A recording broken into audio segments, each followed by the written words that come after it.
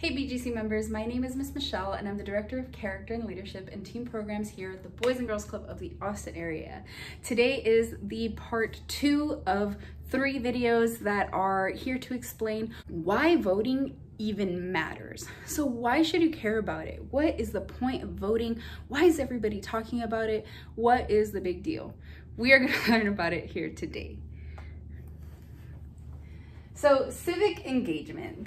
This is a big phrase that basically means that you should be involved in the process that is government, right? So civic engagement basically means individual or group activity addressing issues of public concern to protect public values or make change or difference in the community.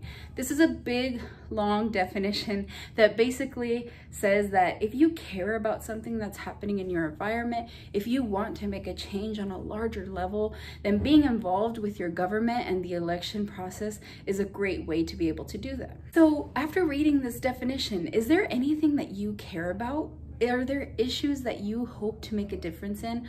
Are there different things that you see in your community that you would like to make an impact on? Think about it. Have you thought about it? Hopefully by this time, at least one issue has come to mind that you care about. Issues that you might be able to care about for civic engagement or anything that's happening around you in your community. So let's say you really care about the fact that there's no stop sign on the corner where you live, but people keep running that intersection.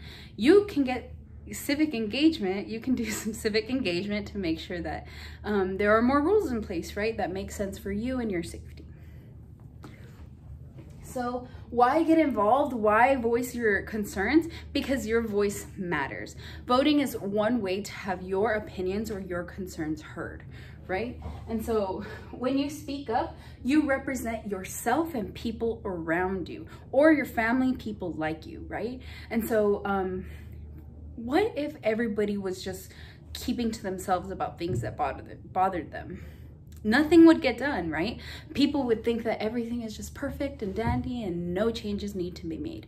The reality is that nobody really knows how to make a perfect world, right? We're all just building and growing and learning from each other to be able to make a world that is more welcoming and safe for everybody. So if you feel like there's something wrong or something that's not making you feel safe, if there's an issue that you care about, then you can speak up about it, right? So civic engagement is one way to voice your concerns and stand up for what matters to you.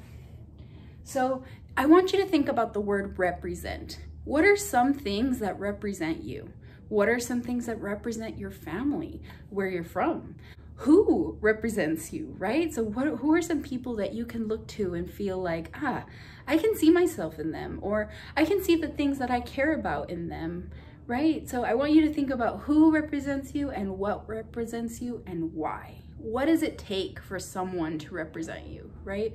What does a person have to have in order to make you feel like you're safe or make you feel like you're seen, right? So one of the big things that's happening right now is a lot of candidates now are women. And that's an excellent thing because more women feel seen. They feel like a person like them is able to speak on behalf of their feelings and issues and thoughts, right?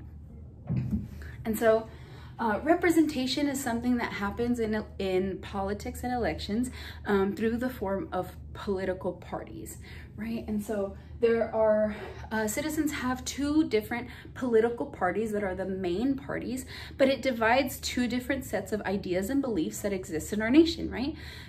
We are a nation of millions, billions of people, right? So how do we make a decision? There are lots of different thoughts and ideas and opinions out there, you can imagine. And so the country has decided that there is two different idea sets and beliefs that can kind of be generalized, and that is the Republican Party and the Democrat Party.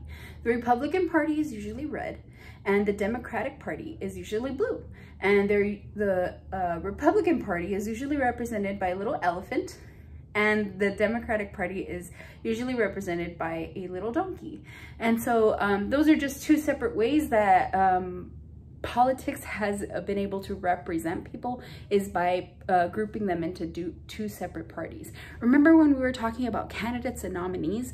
Usually people pick nominees, a bunch of different nominees that represent a bunch of different ideas and policies, and then we boil it down to two candidates. Usually those two candidates are one and one from each party. Right? There are often other people that come into the picture and to the ballot when it comes down to decision making. And if that usually happens when people don't feel represented by these two parties, right? So if there's another person on the ballot, it's usually a party from the independent party, which is a separate party that has different beliefs. Or people can often abstain from voting if they don't feel like any of these options represent them, right? Abstaining means not voting. While it is a right and a fair thing to do, it's usually more important for people to take part in these processes so that they're represented, right?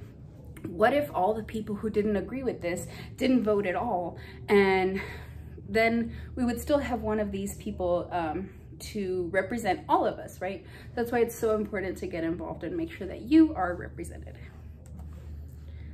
So leaders make choices for people, but people choose those who lead, right? And so we are often hearing about how people are not happy with their leaders, or maybe they would make a different choice than their leader would, but you also need to be involved in making decisions of who your leader is, right? So if you had a say in who the leader is, then it's more likely that you're going to agree with what they say, right? When people do not vote, their leader is less representative of their wants and needs, right? So when you decide to not be in this decision making at all, it's a high chance that this person's not going to represent your ideas, right? Because you didn't put your ideas out there. So that's why it's so important to vote. When people do vote, their leader is more likely to represent them, right? So when people end up going out to the polls and making their decisions, no matter what party, their leader is going to be more reflective of who voted, right? And so that's why campaigns are so important. That's why talking to people about their beliefs and civic engagement is really important. And that's why I care about you all knowing about voting, because I am hopeful that you all will be able to vote for a leader that represents you one day. Right? And so we're at the end of this lesson, and I want to go over a couple of terms that I know might have not made sense to you. Political party, right? So we went over what a political party is. Those are the two Republican and Democrats that I showed you. And they are an organized group of people that have the same ideas, right? So the way that we get represented is through making sure we have groups of people to represent our ideas and beliefs, and that's what those two parties do for us. And representation is the act of being able to speak for somebody else. And so that's what those two parties do. It's often that some people don't feel represented by the two parties, but that's why sometimes people choose to either abstain, vote with a third party, or sometimes they get to write in a candidate, right? And that's another way to get people to represent you. So I really hope that that was helpful to you. I hope you now know why it's so important to vote, and I hope that you all are taking care and staying safe. Bye.